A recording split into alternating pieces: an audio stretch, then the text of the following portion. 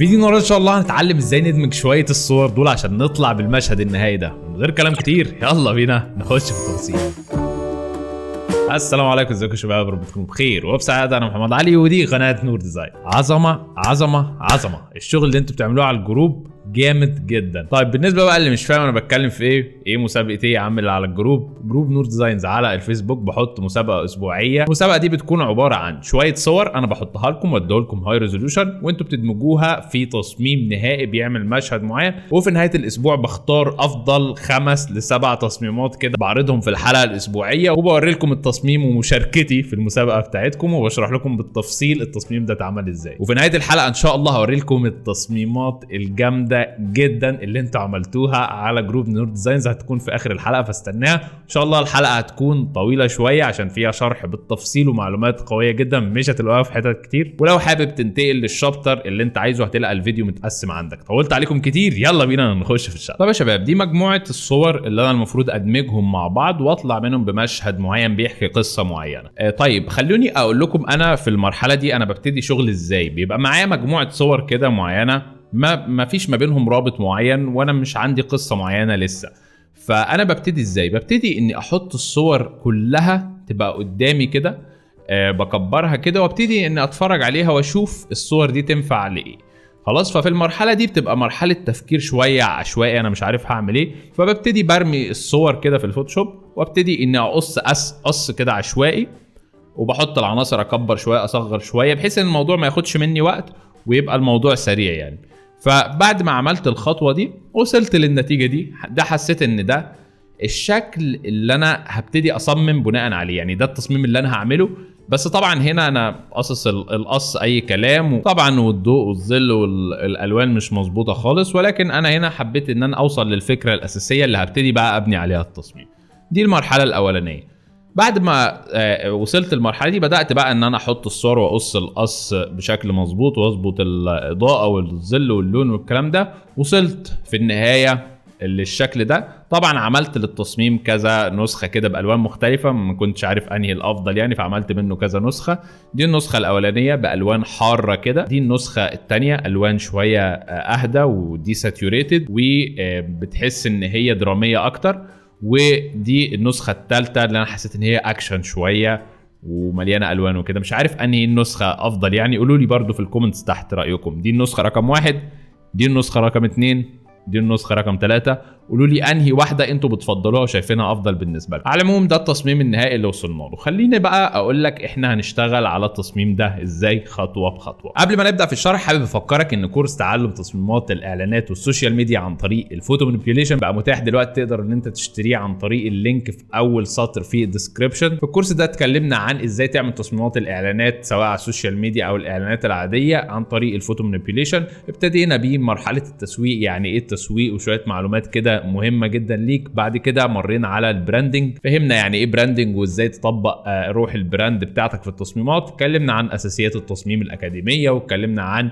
مرحله ازاي ان انت تولد افكار، واتكلمنا عن تعقيدات الفوتو مانيبيوليشن كلها ابتداء من البحث عن الصور مرورا بتصحيح الالوان والسلكشن، وازاي تعمل ضوء وظل، وازاي ان انت تعمل ماتشنج للكالرز. حاجات كتيره جدا هتكون مفيده ليك لو انت مهتم بتصميمات الاعلانات والسوشيال ميديا. هتلاقوا في الديسكربشن لينك لشراء الكورس، وهتلقى رقم واتساب تقدر تتواصل معانا عليه لو قابلتك اي مشاكل في الشراء او حابب تستفسر عن اي حاجه. يلا بينا. طيب هنبتدي دايما بصوره الخلفيه، دي اللي انا بحب دايما ابتدي بيها. احط صوره الخلفيه. كل الصور اللي انا بستخدمها تلقوها موجوده عندكم في الديسكربشن، تقدر ان انت تحملها وتتابع معايا. وانا طبعا بنصح بده جدا، انك لازم تطبق على التصميم مش مجرد ان انت تتفرج عليه كده وخلاص. فدي الخلفيه بتاعتي. هبتدي اول حاجه اشيل منها شويه العناصر المشتته للعين زي الدبابه والاجزاء دي كلها.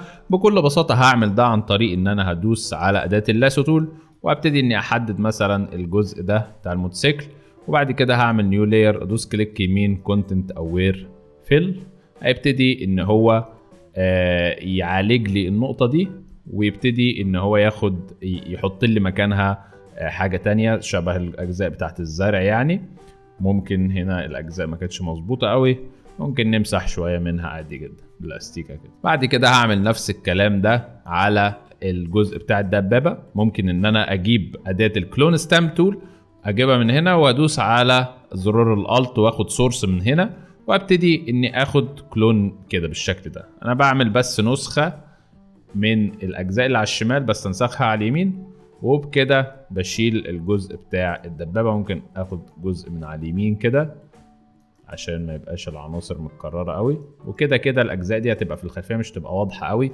باخد جزء من الزرع. بعد كده هعمل نفس الكلام على الجزء بتاع النار من هنا، ادوس على حرف الاس واعمل نفس الكلام الجزء بتاع النار. وبعد كده ممكن كمان اشيل الجزء بتاع الشجر ده لان المنطقة دي هي اللي هيكون فيها الهليكوبتر وكده، فهتشيل الجزء ده.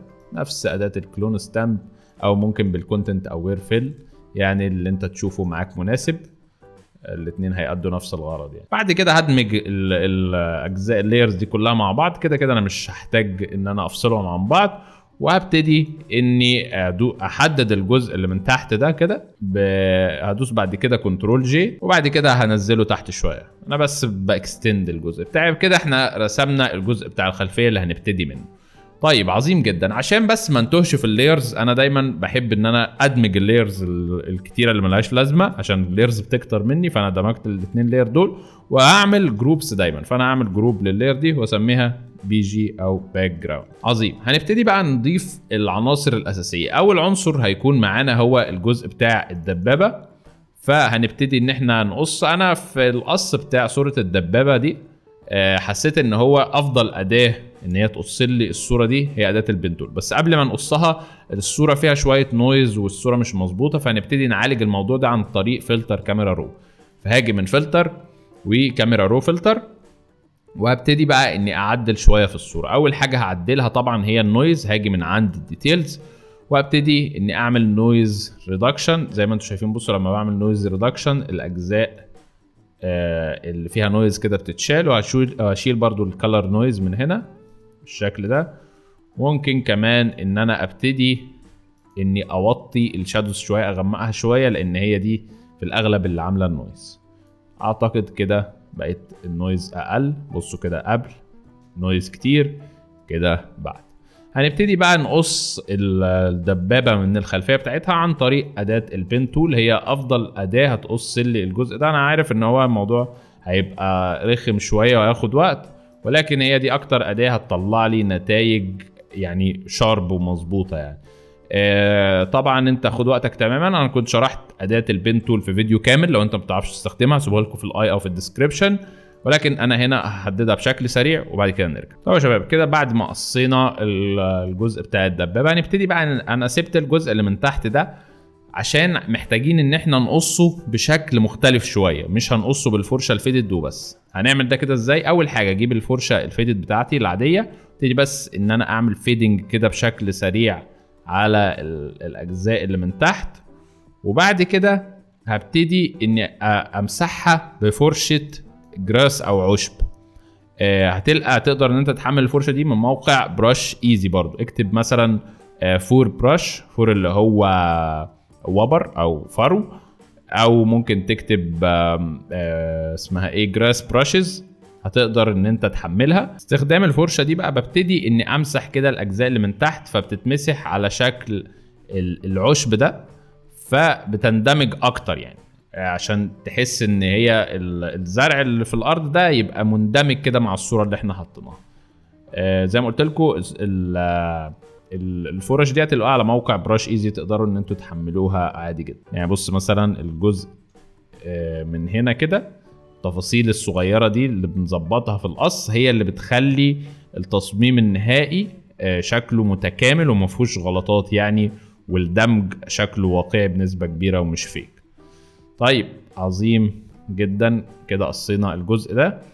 هنبتدي بعد كده طبعا نحط الصورة بتاعت الدبابة في المكان المظبوط. ممكن ان احنا نصغر حجمها شوية بالشكل ده كده، ندوس انتر. بعد كده هنبتدي ان احنا نجيب صورة الاشخاص.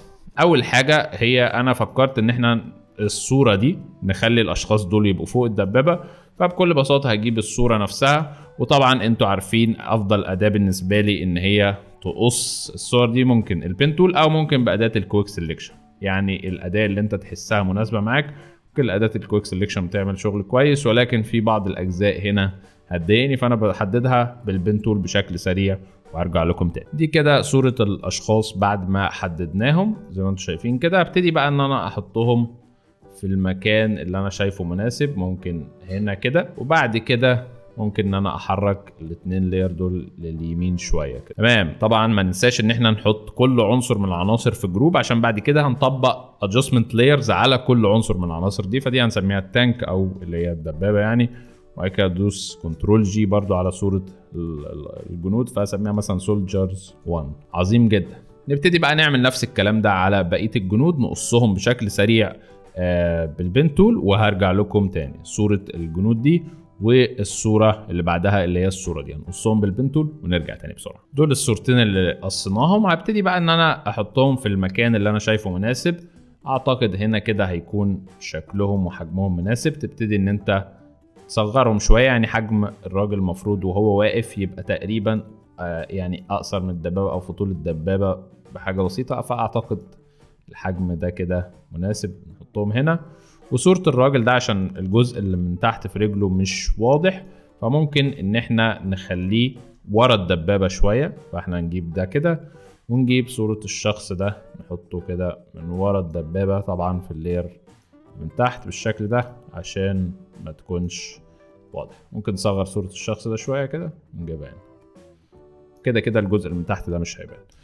عظيم جدا. طبعا هعمل كل حاجة من دول في جروب، فانا اسمي ده سولجر 1، والجزء اللير اللي فوق اسميها سولجر مثلا 2. تمام. انا دلوقتي هبتدي ان انا احط طبعا العناصر كلها، ولكن انا عاوز يبقى فيه عمق في التصميم بتاعي، يبقى فيه لايرز مختلفة كده عشان يبان ان التصميم فيه عمق كده. فده هعمله عن طريق ان انا يكون في عناصر قريبة من الكاميرا اللي اخدة المشهد ده، وعناصر بعيدة شوية، وهنعرف ازاي نحول العناصر نخلي شكلها اكنها بعيد. هنعرف نعمل الكلام ده ازاي. فاول حاجة من العناصر اللي انا اخليها قريبة هيكون الجزء بتاع الاسلاك دي لاير بي ان جي عادية. لو كتبت فينس او وايرز على جوجل هطلع لك عناصر زي دي. فانا مثلا هحطها كده، اكبرها كده، احطها من قدام هنا بالشكل ده. وكمان هبتدي نفس الصورة اللي انا خدت منها الصورة بتاعت الاشخاص دي اللي هي الصورة دي، هاخد منها الجزء بتاع الصخور اللي على الشمال ده، هاخده واحطه على الشمال برضه. فده الجزء بتاع الصخور هبتدي ان انا احطه كده. ده الجزء اللي كان على الشمال احطه هنا كده عشان ده العناصر دي هتبقى قريبة، والعناصر اللي ورا دي تبقى ابعد شوية. عظيم جدا. ممكن نحطهم هنا كده، وكمان عشان يخلوا الفريم يسنطروه كده، يبقى في عناصر مهمة وفي عناصر تانية ثانوية، اكن العناصر دي بتشاور على العناصر الأصلية بتاعتها. في جزء كمان في الصور اللي كانت معانا في اللاير دي، شايفين الجنود دول؟ انا قلت ان احنا ممكن نستغل الجزء ده في رسم فريم. يعني ايه؟ يعني اكني الجنود دي واقفة في بوابة والدبابة دي مقتحمة البوابة دي. خلينا نشوف عملت الكلام ده ازاي. طبعا انا هقص العناصر برضو بالبين تول ونرجع لكم تاني. ده الجزء بتاع الاشخاص بعد ما قصيناه. انا في الديزاين ده تقريبا معظم الحاجات انا بقصها بالبين تول، لانها الصور مش يعني، لان دي اكتر اداة دقيقة بتعمل لي تحديد مظبوط، والصور اللي معايا مش واضحة قوي التحديد فيها شارب يعني، فلازم تعمله بالبين تول.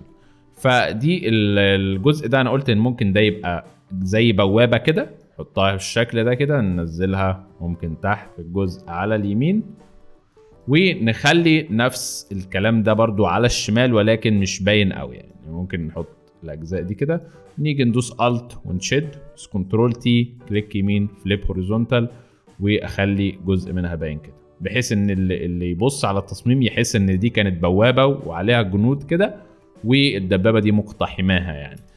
بعد كده هبتدي بقى ان انا اخد كل العناصر دي، ممكن ان انا اجيبهم يمين شويه. طيب جميل جدا. عشان برضو نعمل طبقات من الدبس في التصميم بتاعي، ممكن ان انا اخد الجزء بتاع اللايرز دي، ممكن ان انا اخد اللاير دي واحطها من ورا خالص كده عشان اعمل لها تبقى مسنطره الفريم بتاعي، يبقى في طبقات كده، حاجات بعيده وحاجات قريبه، حاجات بعيده وحاجات قريبه. فانا ممكن ان انا اكبر اللاير دي كده، يبقى كأنها جدار كده كان موجود والدبابه برضو اخترقته كده، وهبتدي بقى اني امسح بالماسك الاجزاء الزياده بالفرشه العاديه بتاعتي. هبتدي اني امسح بالماسك الاجزاء اللي من تحت.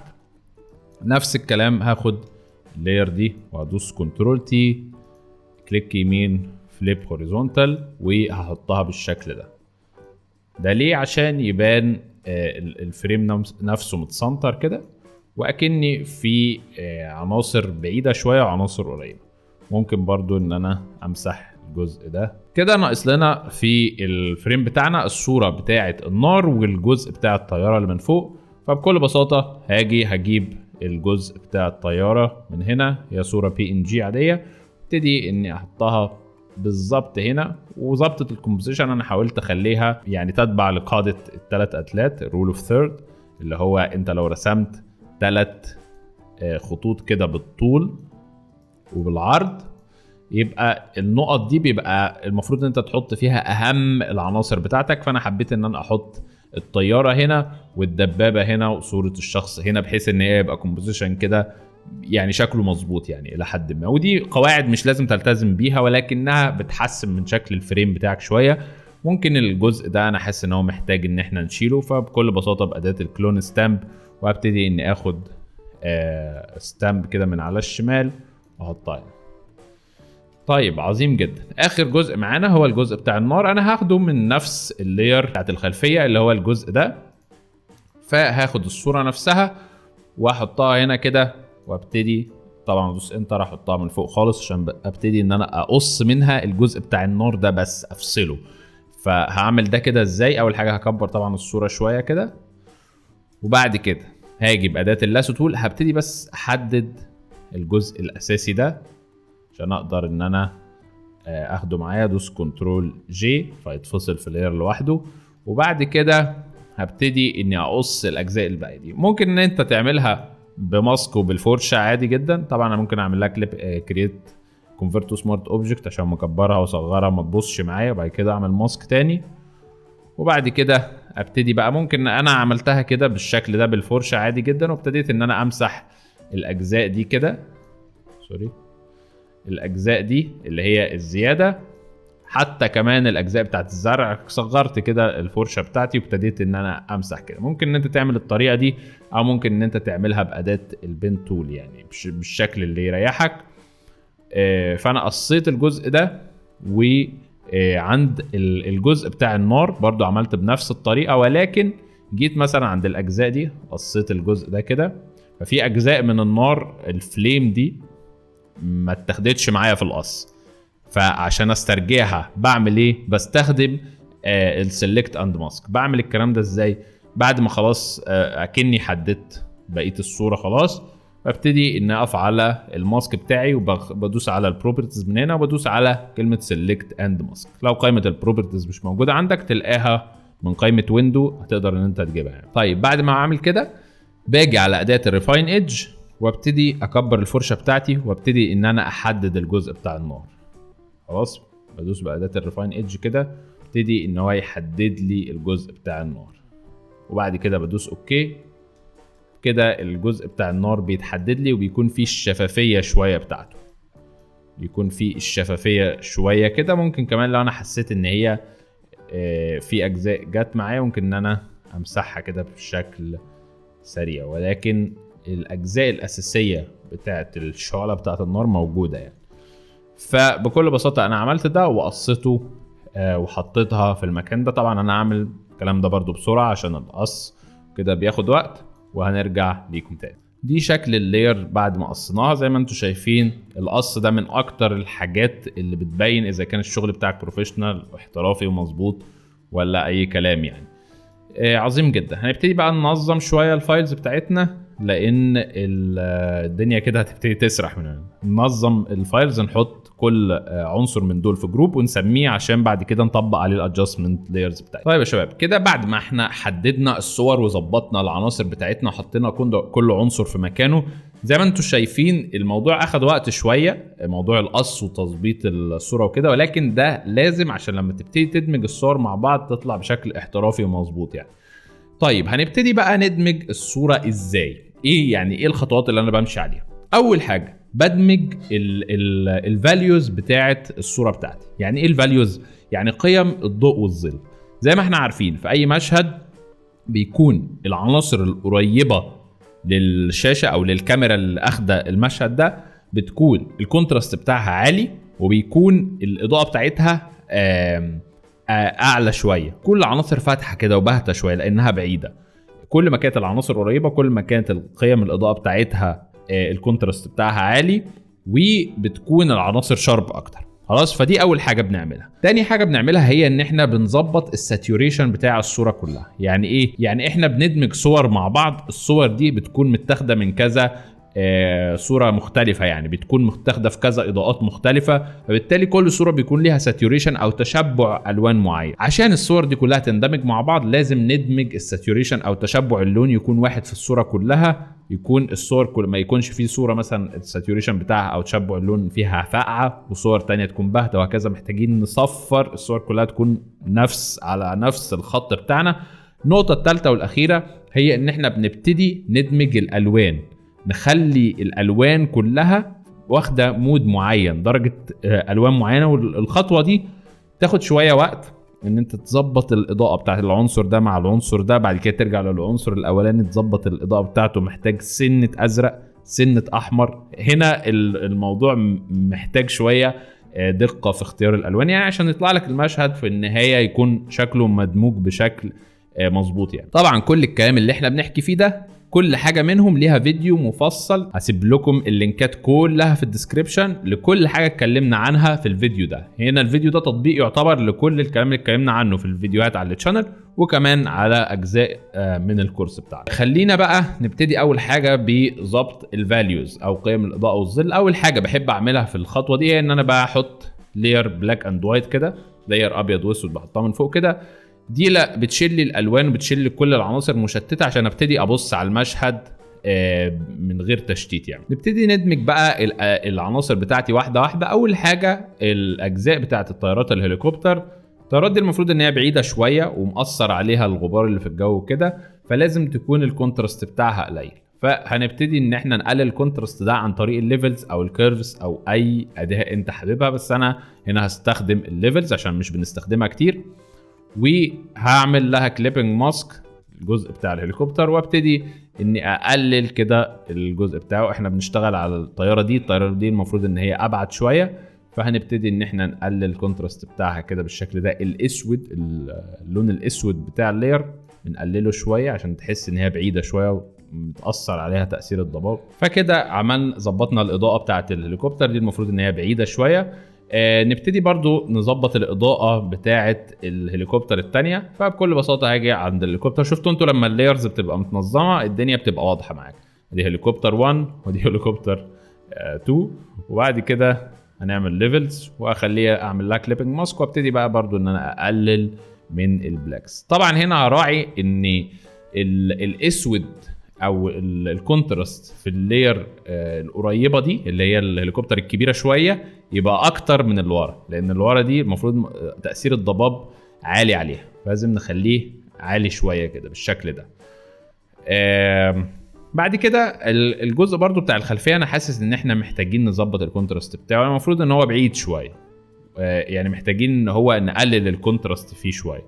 فهرجع للخلفيه واعمل نفس الكلام ده بالليفلز، اعمل لها كليبنج ماسك، وابتدي اني اقلل الاسود بتاعها بالشكل ده.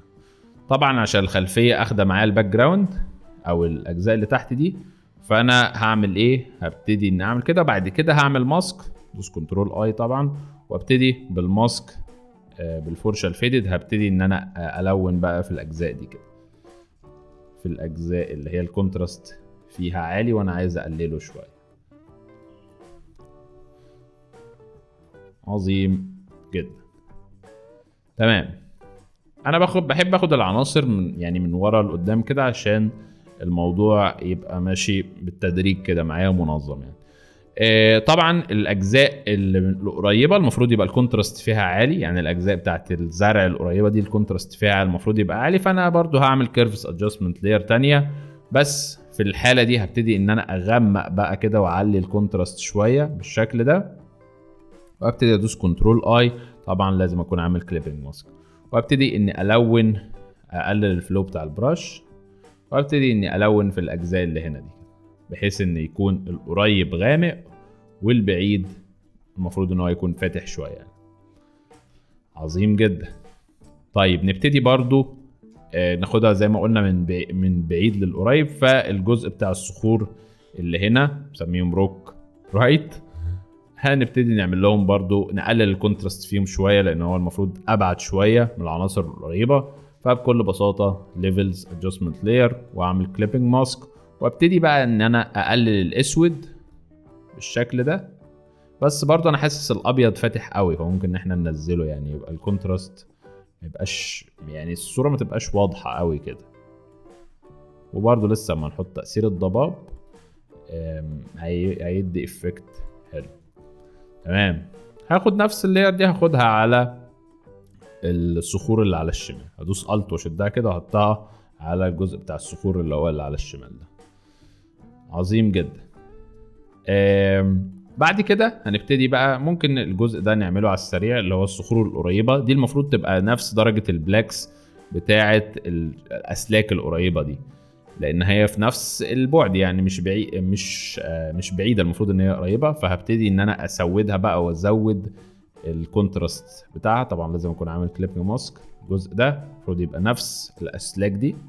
فبكل بساطه هبتدي ان انا اغمقها كده لان العناصر دي هتبقى قريبه في الفريم بتاعي، بس احاول برضو ما اغمقهاش قوي، وفي نفس الوقت احاول الكونتراست بتاعها يكون قوي شويه يعني. طبعا الموضوع ده بياخد وقت عشان عينيك تتدرب عليه، فعادي جدا انك ما تظبطوش من اول مره يعني، ولكن حاول مره واثنين وثلاثه لغايه ما يتظبط. تمام جدا. طيب هنيجي بقى للجزء بتاع الجنود اللي على اليمين دول. المفروض يبقى الكونتراست بتاعهم نفس تقريبا الكونتراست بتاع الحته دي. بصوا شايفين الحته دي كده سودا وغامقه ازاي؟ الجنود شويه فيدد كده، تحس ان هم بعيد. لا احنا محتاجين ان هو نعلي الكونتراست بتاعهم. فهنعمل ده عن طريق نفس الكلام ان احنا هنعمل ليفلز ادجستمنت لاير. طبعا اعمل لها كليبنج ماسك وابتدي اني اغمق فيها كده وعلي الكونتراست من هنا. بصوا لما بدات ان انا اعلي الكونتراست بدا الليرين يندمجوا مع بعض من غير حتى ما اقص الاجزاء اللي من هنا دي. فهي دي الفكره، ان انت بتبتدي تظبط الالوان ودرجات الاضاءه والظل بتاعت كل العناصر عشان كلها تبقى متوحده في المشهد بتاعك. هاخد نفس اللاير دي واحطها على الجزء بتاع الجنود اللي على الشمال، نفس الكلام برضو على الجنود اللي على الشمال. فبكده احنا تقريبا دمجنا كل حاجه باستثناء العناصر اللي في النص هنا. طيب اول حاجه هنبتدي نظبطها هي الصوره بتاعت الدبابه. فهعمل ليفلز ادجستمنت لاير نفس الكلام، وابتدي بقى اني ادمج الاثنين مع بعض. هعرف امتى ان هم اندمجوا مع بعض؟ لما القى الفرق اللي موجود هنا ده في الاضاءات، في فرق كده ما بين الاضاءه الجزء ده بتاع الدبابه والجزء ده بتاع الاعشاب والزرع اللي في الارض. لما القى الفرق ده راح، اذا الاثنين اندمجوا مع بعض. فخلينا نظبط ده مع بعض. اول حاجه هبتدي ان انا اغمق شويه الاجزاء الفاتحه وافتح شويه الاجزاء الغامقه لان هي يعني الكونتراست فيها عالي قوي.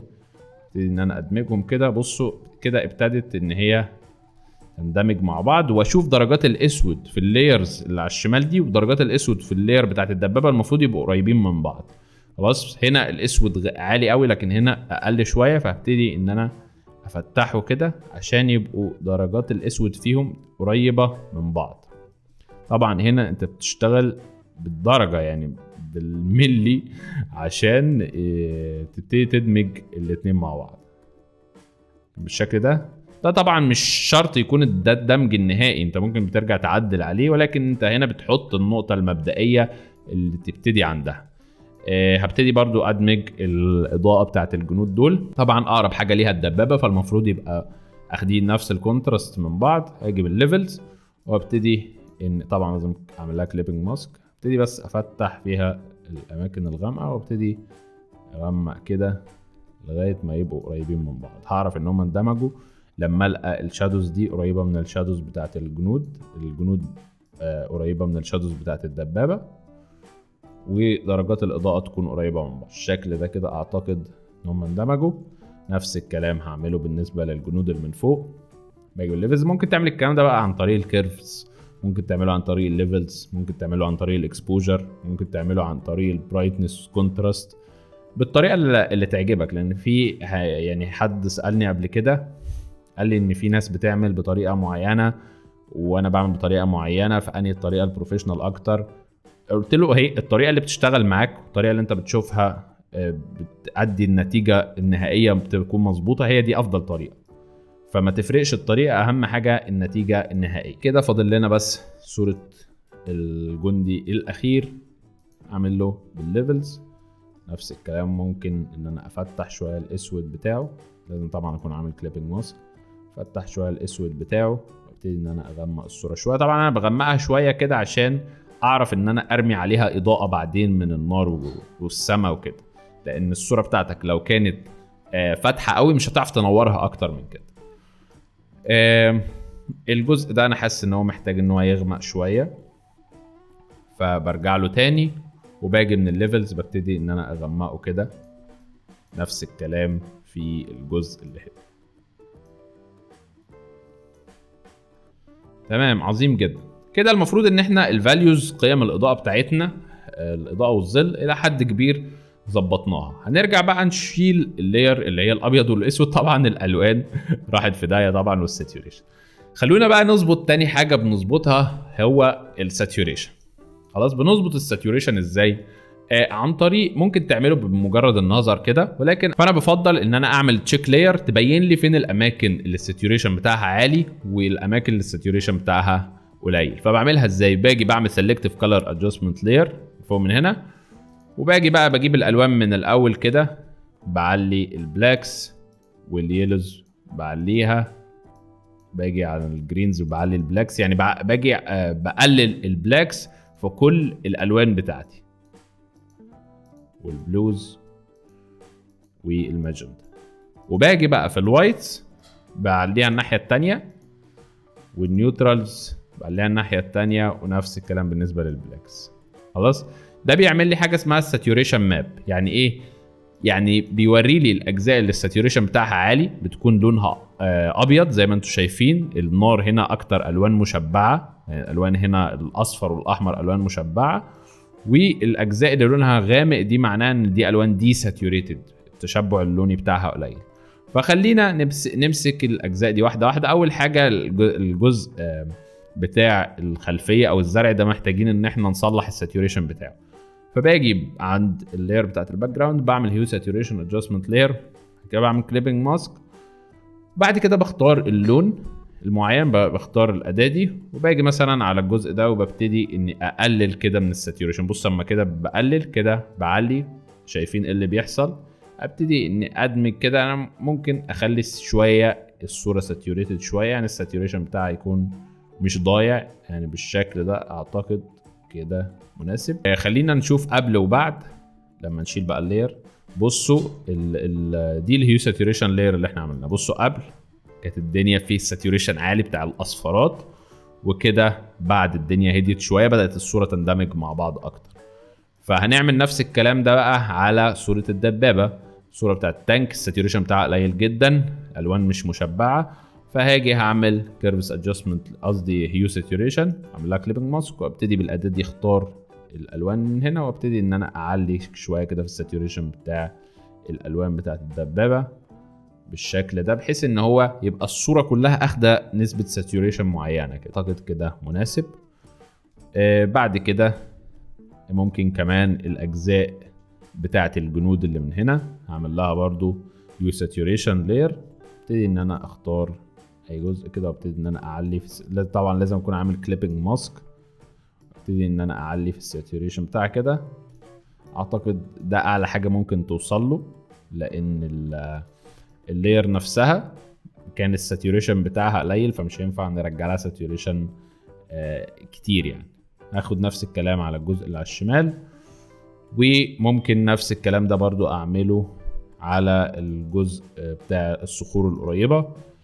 هاجي بالساتوريشن وهبتدي اني اعلي الساتوريشن بتاعها كده. طبعا لازم اكون عامل كليبنج ماسك مش كتير.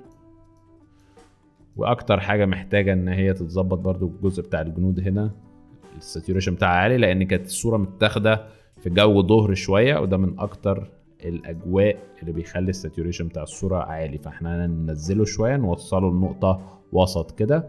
الجزء بتاع النار ده انا ممكن اسيبه شويه، يعني ممكن اسيبه او ممكن اقلل الساتوريشن بتاعه سنه بسيطه، مش هنقلله كتير يعني. فممكن ان انا ابتدي اني اقلله كده مش كتير، طبعا لازم اكون عامل كليبنج ماسك على اللاير بتاعتي، عامل كليبنج ماسك، وابتدي اني اقلل شويه في الساتوريشن ولكن مش كتير لان الجزء بتاع النار طبعا لازم يكون الساتوريشن بتاعه عالي. بعد كده اشيل السلكتيف كلر الى حد ما الساتوريشن بتاع الصوره بصوا بدات تندمج اكتر يعني. طيب بعد ما ظبطنا الساتوريشن نيجي بقى لاهم مرحله وهي تظبيط درجه اللون. المفروض درجه الالوان بتاعه الصوره كلها تكون متوحده كده مع بعض. قبل ما نعمل ده الجزء اللي هنا ده الساتوريشن بتاعه عالي قوي، فانا ممكن اعمل له ماسك كده اشيل منه اللون شويه، فبالفرشه هبتدي ان انا امسح كده شويه من هنا. عظيم. هبتدي بقى اني ادي اللايرز بتاعتي كلها درجه لون معينه. ده بيعتمد بقى على المود اللي انت عاوز تخلي الصوره بتاعتك عليه. زي ما انت شفت طبعا دي الدرافت الاولانيه اللي انا كنت عاوز ابني عليها تصميم، وكنت بحاول ان انا اوصله للمرحله دي، ولكن حسيت ان المرحله دي مناسبه اكتر يعني. ف انا بقول لكم المعلومه دي عشان اقول لكم ان احنا هنبتدي من مرحله اللون السيان ده هيكون في الاجزاء الغامقه، وفي شويه هايلايتس كده باللون البرتقالي. فدي درجات الالوان اللي هتكون في التصميم. هبتديها من السماء، الجزء بتاع الباك جراوند. فهعمل ده ازاي؟ هعمل سيلكتيف كلر وهعملها كليبنج ماسك طبعا، وابتدي بقى اني اعدل في الالوان بتاعتي. هبتدي اول حاجه في النيوترالز، ابتدي ان انا اديلها شويه سنه سيان كده، سنه سيان وسنه ماجنتا وسنه ازرق. دي الدرجه اللي انا عاوزها. ممكن ان انا ازود شويه السيان او اقلل سنه الماجنتا، ازود شويه الازرق بالشكل ده. تبتدي تلعب في توازن الالوان دي مع بعض عشان توصل لدرجه اللون معين. ده الاساس اللي هنبني عليه، اللي هو اللون بتاع السما. ممكن اعمله برضو في الوايتس، زي ما انتم عارفين كل صوره بيبقى فيها اجزاء فاتحه واجزاء غامقه واجزاء ميد تونز، فانا بتحكم في درجات الالوان بتاعت كل جزء من الاجزاء دي. فانا هنا مثلا هاجي في الوايتس، بصوا لما بغير بصوا الاجزاء الفاتحه هي بس اللي بتتغير، فانا هزود نسبه السيان شويه فيها بالشكل ده، وبرضو هزودها هخليها تكون فاتحه عن طريق ان انا هقلل البلاكس، ازود نسبه الازرق وسنه الماجنتا بالشكل ده. ونفس الكلام اعمله في البلاكس عن طريق ان انا ازود نسبه السيان بالشكل ده، وازود نسبه الازرق بس ما تكونش كتير، ونسبه الماجنتا. عظيم جدا. ده الجزء الاولاني بتاع الباك جراوند. هنبتدي بقى ناخدهم لاير. هنبتدي باللاير بتاعه الهليكوبتر. فهعمل نفس الكلام سيلكتيف كلر، هاجي على النيوترالز وهبتدي ان انا اضيف سنه سيان. طبعا لازم اكون عامل كليبنج ماسك. اضيف سنه سيان وسنه ازرق. شايفين الالوان بقت شويه مندمجه مع بعض.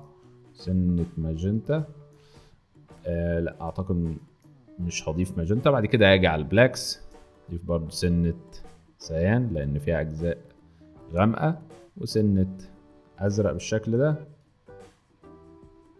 وهاجي برضو على الوايتس هعمل نفس الكلام، ولو انها ما فيهاش اجزاء فاتحه كتير يعني، ولكن مش مشكله. نفس الكلام ده هاخد نفس اللاير دي هاخدها على اللاير بتاعت الهليكوبتر اللي ورا. طبعا لازم اكون عامل لها كليبنج ماسك. تمام كده. بصوا قبل بعد اللاير اللي هي سيلكتيف كلر، قبل بعد. فانا عملت السما. بعد كده ابتدي بقى ان ارمي الاضاءه بتاعتها على كل العناصر بتاعتي. طيب هنبتدي برضو نعمل نفس الكلام على الجزء مثلا بتاع الجنود ده. هنعمل سيلكتيف كلر ونبتدي في الاجزاء نيوترالز. اضيف سيان، طبعا لازم اكون عامل كليبنج ماسك. اضيف سنه سيان وماجنتا وازرق. بس هنا محتاجين ان احنا نحافظ على درجات الالوان شوية عشان تبقى قريبة من بعض.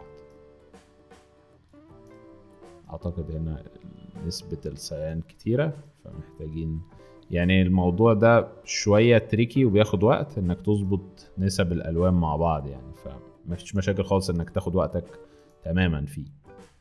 نضيف سنة صيان في البلاكس. هي عبارة عن زي ميزان كده انت بتوزنه، تحط سنة ازرق مع سنة ماجنتا مع سنة اخضر وهكذا لغاية ما تحس الالوان مندمجة مع بعض. ممكن يعني مبدئيا كده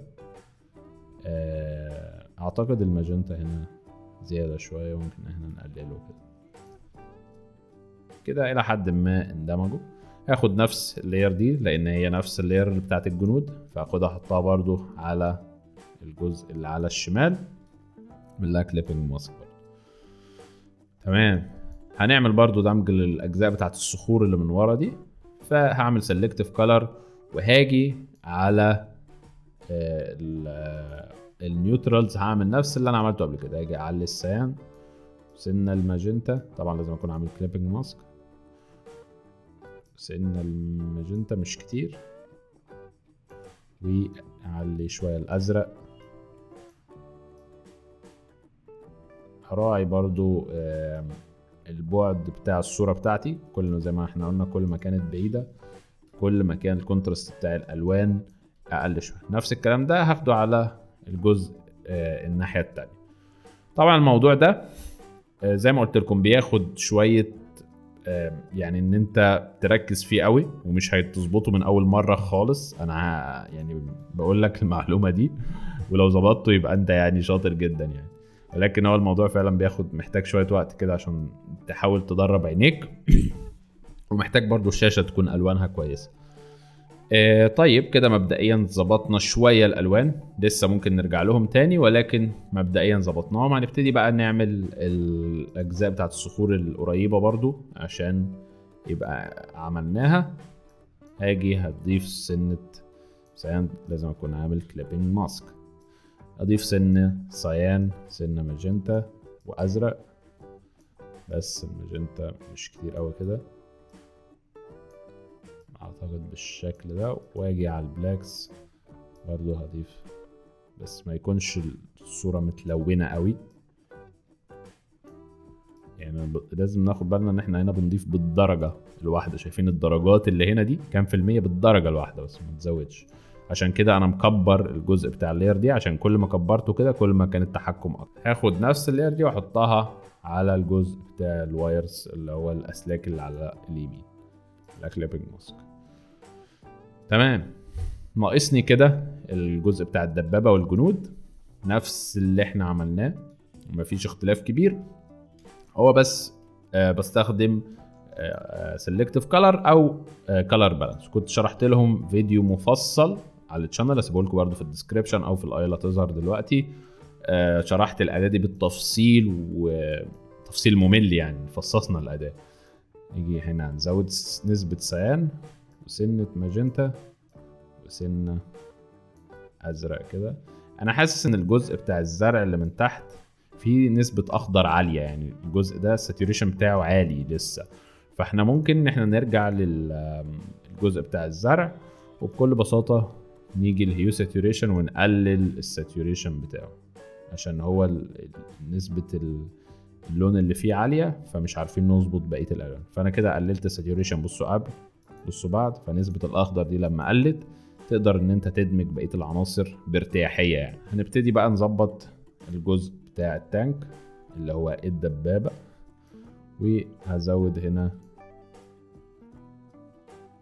سنة صيان زيادة. نفس الكلام هعمله في البلاكس، سنة سنة أزرق وسنة صيان سنة ماجنتا. ممكن ان انا في البلاكس ممكن ان انا ابتدي ازود الصيان اكتر واقلل الماجنتا، لان هو بيديلي كونتراست كده انا مش عاوزه. اعتقد كده مناسب. نبتدي نعمل نفس الكلام برضو على الجزء بتاع لاير الجنود، ولكن هنا في حاجة مهمة لازم نعملها. يعني انا هنا خدت لاير كوبي عشان يعني دي نفس الاجزاء، هاخد نفس اللاير احطها على الجنود. يقول لك ليبنج ماسك للجنود من هنا، انا كده خدت اللاير الغلط. اخد للجنود اللي على اليمين والجنود اللي من فوق والجنود اللي في النص. هنا بقى ممكن نعدل شوية، هنا محتاجين شوية ازرق في الميد تونز، حاسس ان السيان كتر فمحتاجين شوية ماجنتا وازرق. هتقول لي عرفت منين؟ دي حاجة انت لما بتدرب عينك انت بتاخد بالك منها. في هنا نسبة ازرق، في نسبة ماجنتا، وزي ما احنا عارفين ان كل لون ليه عكسه. الالوان الديجيتال على الشاشات في كل لون ليه لون عكسه. يعني مثلا اللون الاصفر هو عكسه اللون الازرق، فعشان ابتدي اقلل نسبة الازرق فانا بعمل ايه؟ بزود نسبة اصفر. ظبطنا هنا شوية، نبتدي برضو نرجع للجزء بتاع صورة الجنود وابتدي هعمل نفس اللي عملناه. ممكن ازود نسبة الازرق شوية وسنة ماجنتا والسيان، وارجع للنيوترالز تاني وابتدي اني ازود نسبة الازرق سنة. طبعا هنا هتقولي ليه انا ما بعملش اللاير مرة واحدة وبطبقها على الكل؟ لان ببساطة الصور كلها مش جايالي من نقطة صفر واحدة، الصور مختلفة. يعني في صورة جاية الاصفر فيها زيادة، في صورة جاية الازرق فيها زيادة، وهكذا. فانا لازم امسك لاير وابتدي ان انا اعدل عليهم واحدة واحدة. ممكن هنا بقى هنرجع لللاير دي تاني، نبتدي ان احنا نعدل فيها شوية. انا حاسس السيان فيها كتير، نبتدي ان احنا نقلله شوية او يعني نزود لون يعادل الموضوع شوية. ممكن نزود سنة ازرق كده، اعتقد ظبطت اكتر.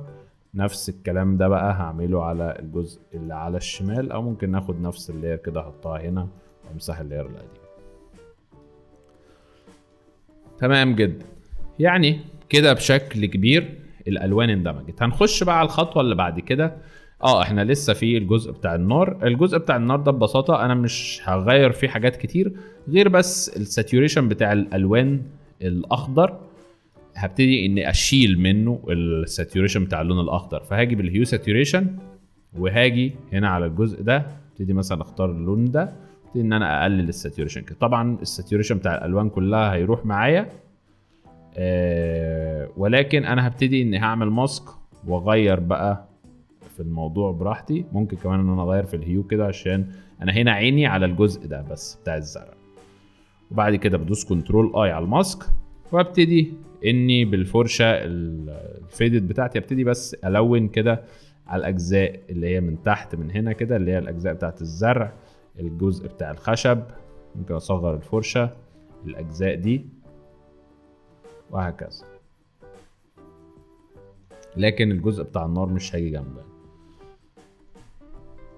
تمام، طيب كده احنا ظبطنا الى حد كبير الاضاءه والالوان والساتوريشن. هبتدي بقى اعمل شويه تاثيرات وتوزيع اضاءه معين والظل عشان ندمج بقى المشهد بشكل اكبر. اول حاجه طبعا هنعملها هي تاثير الضباب. ده من اكتر الحاجات اللي بتدي واقعيه للمشهد بتاعنا وبتدمج لي الصور بشكل كويس. فانا هختار الفرشه بتاعه الضباب دي. زي ما قلت لكم موقع براش ايزي، لو كتبت فوج براشز، فوج اللي هي ضباب يعني، او سموك براشز، هتجيلك اللاير دي. فبكل بساطه هاجي عند الاجزاء البعيده شويه وهبتدي ان انا اضيف بقى فيها ضباب. هبتدي من الخلفيه، هعمل نيو لاير واختار مثلا وليكن اللون بتاع السماء وابتدي اني اعمل التاثير بتاع الضباب ده عشان الاجزاء البعيده المفروض ان بيبقى عليها تاثير العوامل الجويه، فبيبقى في تاثير ضباب كده. خلاص، وابتدي برضو ان انا اقلل الاوباسيتي بتاعه اللاير دي عشان يكون التاثير مش قوي. هعمل نفس الكلام ده بقى على الصخور اللي على الشمال وعلى اليمين. بكل بساطه هنا على الصخور اللي على الشمال هبتدي اني اعمل تاثير الضباب من تحت كده. ده بيديني بقى يعني تاثير ان اللاير دي بعيده شويه. وممكن بقى هنا ان انا ابتدي اغمق اللون شويه، اللون اللي انا بعمل بيه اللاير بتاعه الضباب ممكن اغمقه شويه، لان انا اقلل الاوباسيتي بتاعه اللاير بتاعتي نفس الكلام هعمله على اللاير اللي على اليمين، صورة الصخور اللي على اليمين الشكل ده، ومش هغير البلندنج مود بتاعها، اعتقد كده يعني مناسب يعني. واقلل الاوباسيتي بتاعتي شويه. عظيم جدا. بصوا تاثير الضباب نفسه بيدي عمق حلو في المشهد. بصوا قبله، بصوا بقى تحس الحاجه بقت بعيده شويه. تمام. نفس الكلام برضو هعمله على الجزء بتاع الجنود من هنا. فهاجي على اللاير بتاعت الجنود كده، الجروب بتاع الجنود، وابتدي اني ممكن برضو اغمق الفرشه شويه. ابتدي اختار لون يكون غامق شويه، وليكن مثلا لون كده نفس درجات الالوان ولكن غامق شويه، بحيث ان هو يفصل لي العناصر دي، تحس ان هي ابعد شويه. وبعد كده ببتدي ان اقلل الاوباسيتي بتاعتي بالشكل ده، بحيث ان تحس ان العناصر بتاعتك بقت ابعد شويه. اعمل نفس الكلام ده على الجنود اللي على اليمين بالشكل ده كده، تحس العناصر بقت ابعد، وفي اجواء ضباب كده دراميه بتدمج العناصر مع بعض. وكل ما كان العنصر قريب كل ما كان تأثير الضباب ده المفروض يبقى اقل شويه. تمام.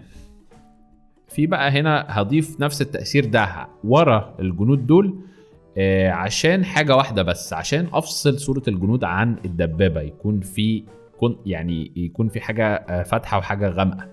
فده هعمله عن طريق ان انا هاجي عند الجزء بتاع التانك، وبرده عشان يبين ان في يعني غبار كده طالع من الدبابه وهي ماشيه. وابتدي ان اصغر الفرشه كده، احط شويه من تاثير الضباب ده كده. ممكن بعد كده امسحه بقى براحتي لو حسيت ان هو اوفر، او امسح فيه براحتي يعني كده شويه قدام. وهاجي على الجنود نفسهم برضو واحط شويه افكتات برضو قريب كده، مش كتير عشان ما يبقاش كل حاجه انت لو عملت منها يعني كتير، تأثير كتير هيبقى اوفر، مش هيبقى شكله حلو. تمام جدا. نبتدي احنا كده ظبطنا المشهد عموما. نبتدي بقى نحط الشادوز، الظل بتاع الاشخاص دي على الارض. فاول حاجه طبعا زي ما انتم عارفين هعمل الكونتاكت شادو عن طريق ممكن عن طريق ان انا اعمل اكسبوجر، او ممكن ان انا اعمل كيرفز ادجستمنت لاير كده. اعمل كيرفز ادجستمنت لاير طبعا هحطها تحت اللاير بتاعتي، وهبتدي ان انا ادي لها الدرجه المناسبه. وبعد كده ادوس كنترول اي واجيب الفرشه بتاعتي سوفت ايدجز وابططها كده. طبعا ابتدي ان انا اقلل الفلو بتاع البرش كده، وابتدي اني الون باللون الابيض كده، بحيث ان هو اقدر ارسم بيها الشادو بتاعي. اكبر الفرشه شويه، ممكن كمان ان انا اقلل الفلو شويه عشان اعمل الشادو الاصلي. زي ما انتم عارفين في عندي حاجه اسمها الكونتاكت شادو، ده اللي بيكون ناتج عن التلامس سطحين مع بعض. وفي الشادو بقى اللي هو المحيطي الامبيانت شادو، ده بيكون الشادو اللي ناتج عن الديفيوزد لايت. ما علينا من المسميات.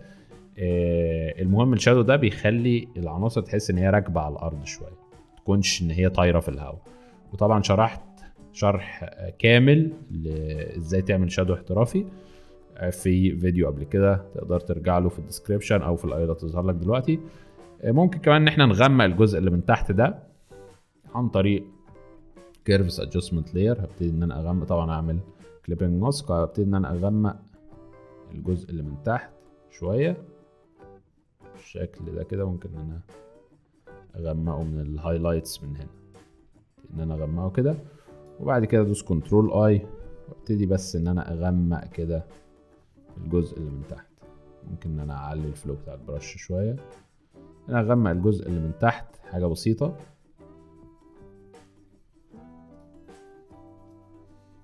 زي ما انتم شايفين كده قبل كده بعد اندمجت بشكل اكبر. عظيم جدا.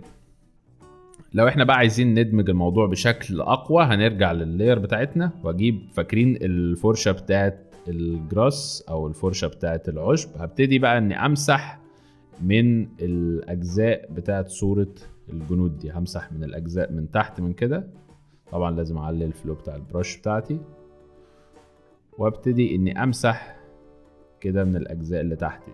عشان يندمج اكتر وتحس ان الجنود نفسهم واقفين يعني على العشب. نمسح كده كده يندمجوا بشكل كبير. شايفين التفاصيل رايحة لفين؟ ده هو اللي بيطلع المشهد النهائي شكله متناسق. وطبعا مهما كان وانا شغال على التصميم في الشرح ما بيبقاش زي ما انت يعني بتشتغل لوحدك من غير ما تكون بتشرح، لان ده بيكون في اجزاء كتير انا يعني ما بتظبطش معايا في الشرح قوي يعني، ولكن انا فاهمكم الكونسبت الاساسي وانتوا تقدروا بعد كده تطبقوا. تمام، نبتدي بعد كده نضيف بقى الاضاءات بتاعتنا. اول حاجه هيكون عندي مصدر الاضاءه الرئيسي هو السماء، المفروض ان هي عامله كده سوفت لايت حلو. فنبتدي ان احنا نضيف مصدر الاضاءه ده بكل بساطه عن طريق ان انا هعمل نيو لاير وهعمل اللاير دي سكرين، وهبتدي اجيب السوفت ايدجز براش الفرشه العاديه بتاعتنا واكبرها كده واختار مثلا لون فاتح. وطبعا عشان اعمل اللاير بتاعتي سكرين هيكون اللون منور شويه، فانا هعمل ده كده مصدر الاضاءه الرئيسي بتاعي. خلاص، ممكن يكون ان هو عالي شويه، ممكن ان انا اقدر ان انا امسح او اقلل الاوباستي بتاعتي كده شويه، ولكن ده مصدر الاضاءه اللي هيرمي سوفت لايت كده على الجزء بتاع الجنود. جميل، على الاوباستي كده شويه. تمام، ده الجزء بتاع السما. بصوا قبل بعد هنبتدي بقى نرمي السوفت لايت ده على الصوره بتاعت كل عنصر من العناصر. الجزء ده شويه بياخد وقت وشويه ممكن بعض الناس يشوفه ممل، ولكن بيعمل تاثير رهيب جدا في التصميم. هعمل الاضاءه دي ازاي؟ بكل بساطه هعمل سوليد كلر ادجستمنت لاير، هاجي من هنا واختار سوليد كلر ادجستمنت لاير وابتدي ان انا اختار اللون بتاعي. هيكون مثلا اللون ده اللي هو اللون بتاع السما، لون فاتح كده، وادوس اوكي. بعد كده اختار البلندنج مود بتاعي هخليه سكرين واعمل كليبنج ماسك. ممكن انا اغير اللون شويه، حاسس ان هو ساتوريشن بتاعه عالي، ابتدي ان انا انزله كده، يعني اعتقد اللون ده مناسب. بعد كده بدوس دبل كليك وابتدي ان انا اتحكم شويه كده في اداه بلند اف، شرحت لها فيديو كامل سيبه لكم في الديسكريبشن عشان بس اشيل الاضاءه دي من الاجزاء الغامقه. بعد كده ادوس كنترول اي على الماسك بتاعي وابتدي بالفرشه بتاعتي الفرشه العاديه اللي هي الهارد ايدجز العاديه، وابتدي بخلي الفلو 1. دي الطريقه اللي انا بستخدمها، يعني بخلي الفلو 1% وابتدي بقى اني الون كده بالشكل ده. ابتدي ان انا الون هنا مثلا، وبعد كده امسح كده، بدوس اكس وامسح، وهكذا. كل ما اهتميت بقى بالتفاصيل بتاعه رسم الاضاءه كل ما كان الموضوع طلع معاك مظبوط. وطبعا انا شرحت في فيديو كامل ازاي تعمل اضاءه بشكل احترافي، ازاي توزع الاضاءه بشكل احترافي.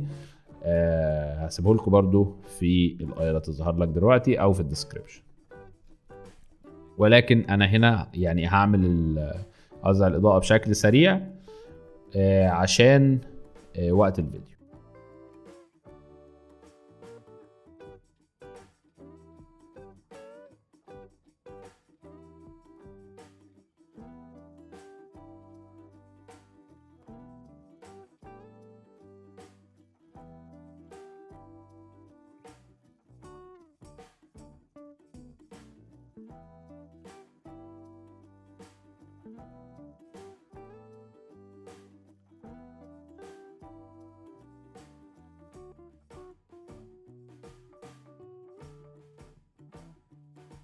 طب يا شباب كده بعد ما وزعنا الاضاءه اللي هي بتاعت السماء على العناصر المختلفه، مثلا الجزء بتاع الدبابه، طبعا كل ما اديت بقى تفاصيل اكتر ممكن هنا انا يعني عملت الموضوع بشكل سريع عشان اوضح لكم الفكره العامه، ولكن كل ما بتهتم بالتفاصيل بتاعه رسم الاضاءه زي ما شرحناها في الفيديو اللي انا قلت لكم عليها، سيبوا لكم برده في الديسكريبشن او في الاي، كل ما بيكون النتيجه بتكون افضل يعني. ولكن الفكره الاساسيه هي انك بترمي الاضاءه الاساسيه اللي هي من بتاعه السماء على العناصر كلها. ممكن برضو هنا الجزء بتاع الجنود من هنا برضو ممكن نديله كده سنه اضاءه، ولكن مش بشكل بقى دقيق. احنا هنا بس هنيجي بالفرشه السوفت ايدجز وهبتدي ان انا اكبر الفرشه كده وابتدي بس ان انا ارمي سنه اضاءه من فوق كده خفيفه يعني. وممكن كمان ان انا اقلل الاوباسيتي بتاعتها بالشكل ده. تمام. هبتدي بقى اهتم بالاضاءة بتاعة النار. الاضاءة بتاعة النار دي محطوطة مخصوص عشان تعمل لي كونتراست ما بين اللونين البرتقاني واللون الدرجات الازرق اللي موجودة في الخلفية او في الشادوز. فاول حاجة هعملها هي ان هعمل وهج للاجزاء بتاعة النار من هنا. كل اللي انا هعمله هعمل نيو لاير، وهاجي بالبرش اللي هي البرش بتاعت الفوج برش اللي استخدمناها قبل كده، عملنا بيها الافكت بتاع الضباب، وهبتدي اختار مثلا لون برتقاني من هنا واغير البلندنج مود بتاع اللاير بتاعي اخليه سكرين، وابتدي اني ارسم كده التراب. المفروض ان الضباب بتاعي المفروض ان هو اخد سنة من اضاءة النار دي، فده اللي انا بعمله دلوقتي. ابتدي ان انا اصغر الفرشه كده عشان اديلها شكل معين كده بالشكل ده. يعني ده ممكن يكون الشكل بتاع الاضاءه بتاعت النار. ممكن ان انا اعمل ماسك وابتدي بقى ان اقلل الفلو بتاع البرش وامسح شويه كده في الاجزاء دي لو انا حاسس ان هو التاثير يعني كان كبير. ده الوهج بتاع النار نفسه. خلينا نعمل الاضاءه دي نرمي الاضاءه دي بقى اول حاجه على الزرع. فهعمل هيو ساتوريشن لاير وادي اعمل لها كلارايز، وابتدي نعلي الساتوريشن بتاعها شويه بالشكل ده واعلي البرايتنس.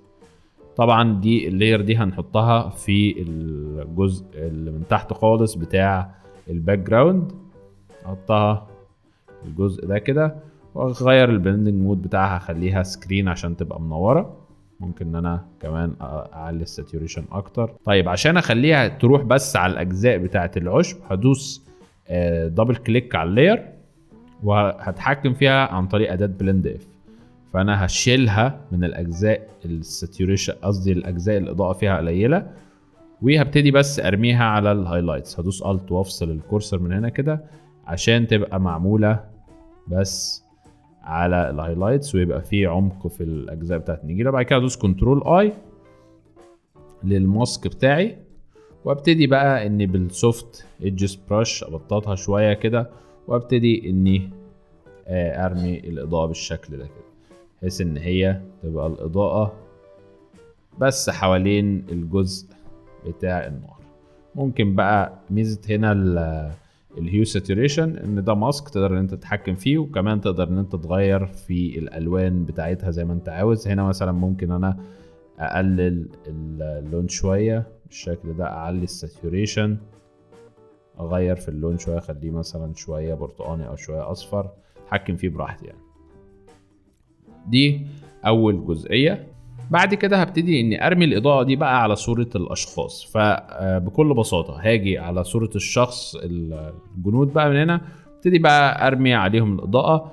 ممكن اعملها باكتر من طريقه، ممكن اعملها بالهيو ساتوريشن او بادجستمنت لاير سوليد كلر. فانا هعمل سوليد كلر ادجستمنت لاير باللون البرتقاني، وهخلي البلندنج مود بتاعها وليكن سكرين.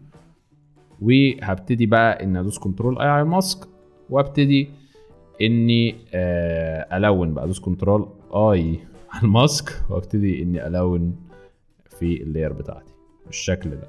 كل طبعا مكان الاجزاء اللي انا هلونها بعيده، كل ما كانت شده الاضاءه عليها تكون قليله شويه. انا هنا اقلل الفلو بتاعي، ابتدي مثلا الجزء بتاع الايد من هنا بالشكل ده كده، واقلل بس البرايتنس بتاعته شويه. ممكن الجزء بتاع الجند من هنا، انا بحب استخدم السوليد الفرشه اللي هي الهارد ايدجز عشان بتديني تفاصيل في رسمه الاضاءه، مش بتخلي الاضاءه ناعمه كده وشكلها مش حلو. وزي ما قلت لكم الجزء ده بالتحديد المفروض ان هو بياخد وقت اكبر من كده، ولكن هنا عشان في التصوير مش اكيد مش هيطلع النتيجة زي ما اكون انا قاعد برسمها براحتي يعني. فانت لازم تتدرب على ده بنفسك، زي ما باكد دايما انك لازم تتدرب على توزيع الاضاءة ده وعموما رسم الاضاءة بنفسك. يعني انا بعلمك الاساس اللي انت تقدر تبني عليه بعد كده وتدرب ايدك عليه. ده الجزء الاول. هعمل نفس الكلام اللي انا عملته ده بقى على صورة الجندي التاني. هاخد نفس اللاير وهاجي على صورة الجندي، هبتدي بالجزء اللي من تحت كده. ممكن كمان ان انا ابقى اعمل بلند اف عشان اشيل الاضاءة من الاجزاء الغامقة بالشكل ده. ممكن مثلا الحتة دي كده، وعند الوش كده من تحت. يعني اعتقد كده شوية مناسب. نفس الكلام برضو هعمله على الجنود اللي من هنا. هاخد نفس اللاير واحطها على الجزء بتاع الجنود اللي على اليمين. هاجي من هنا كده وابتدي ان انا ارمي شوية الاضاءة كده. انا عارف الموضوع بياخد وقت وممكن انت تحس ان هو شوية ممل، ولكن لو انت يعني بتستمتع بالحاجة دي انت مش هتحس ان هو ممل خالص. يعني تبتدي تشوف فين الاسطح اللي المفروض مواجهة للإضاءة دي وتبتدي ان انت ترسم عليها الضوء بتاعك.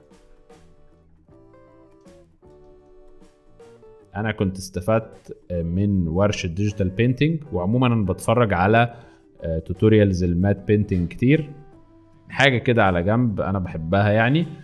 فمنها اتعلمت فكرة الرسم وتوزيع الإضاءة والكلام ده، ومفيد جدا انك تتعلمه لو مهتم بالفوتو مانيبيوليشن يعني. وبيجي معاك طبعا زي ما قلنا كتير ان هو بيتظبط معاك بالتدريب. بصوا كده اللاير اللي احنا ضفناها دلوقتي دي، بصوا قبل بعد.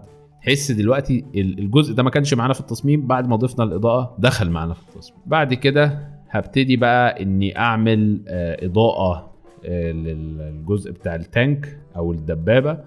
هعمل لها اضاءة كده تدي حيوية للجزء ده بدل ما هو شوية ميت كده. فكل اللي انا هعمله هو ان انا هعمل هيو ساتوريشن ادجستمنت لاير، وابتدي ان انا ادوس كالرايز واعلي الساتوريشن واعلي الاضاءة، وهدوس بعد كده كنترول اي وابتدي اني انور الكشافات دي عن طريق ان انا هنور كده. طبعا هعلي الفلو بتاع البرش وهلون في الجزء ده. ممكن ان انا اعلي كمان الاضاءة بتاعته لان ده مصدر الاضاءة نفسه. اعمله على اليمين وعلى الشمال. وبعد كده هعمل دبليكيت لللاير دي، ادوس كنترول جي وبعد كده ادوس كنترول اي وامسح اللي انا عملته.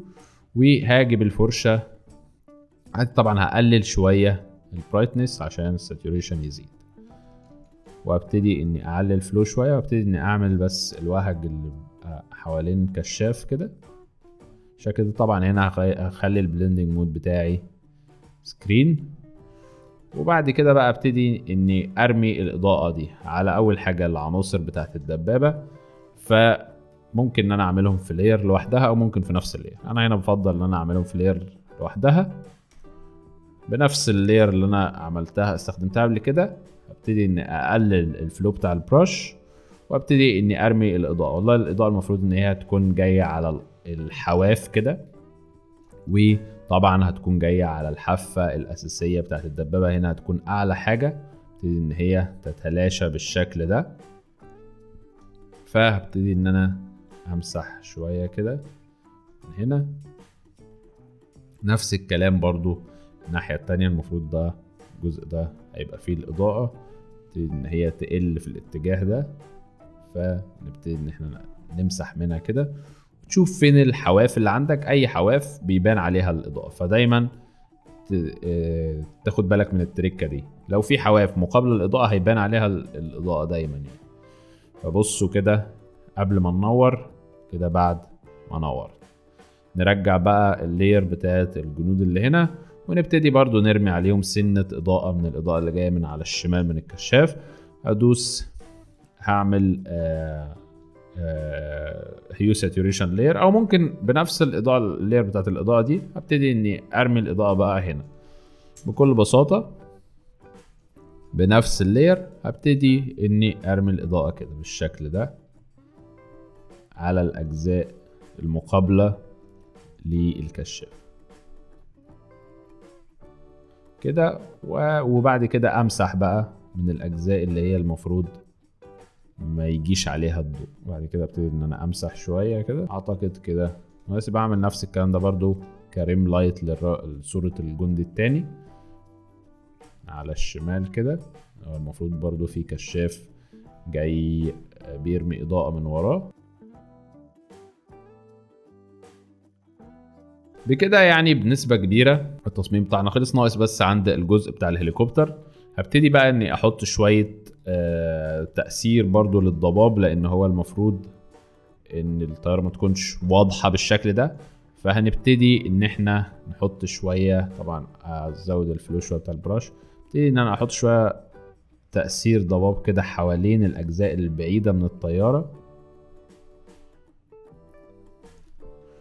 ونفس الكلام ده برضو هعمله على الجزء بتاع الطيارة اللي على اليمين، ولكن بنسبة اكبر يعني وبلون افتح شوية. ممكن بعد كده اعمل ماسك وابتدي اني امسح بقى لو حسيت التأثير زاد قوي يعني. بعد كده بعمل نيو لاير، وبعد كده بدوس الت كنترول شيفت اي عشان ادمج كل اللايرز اللي ظاهره عندي في لاير واحده. بعد كده ادوس كليك يمين كونفرت تو سمارت اوبجكت عشان ابتدي بقى ان انا اعمل فلتر وكاميرا رو فلتر، وده اللي بظبط فيه وبعدل في الالوان وفي كل حاجه. فانا هنا هبتدي اول حاجه هضيف سنه ازرق كده في التمبريتشر، وهزود الكونتراست شويه. ممكن ان انا ازود الكلاريتي شويه، ارفع الشادوز، وهروح بعد كده للجزء بتاع الكاليبريشن. ده مهم. بعد كده هظبط الكاليبريشن بتاع الالوان وهقلل الساتوريشن شويه بتاعه، وهاجي على الجزء الاحمر من هنا اغير الساتوريشن بتاعه. وبعد كده اروح على افكتس، هضيف فينيتنج اللي هو بغمق شويه الحواف كده،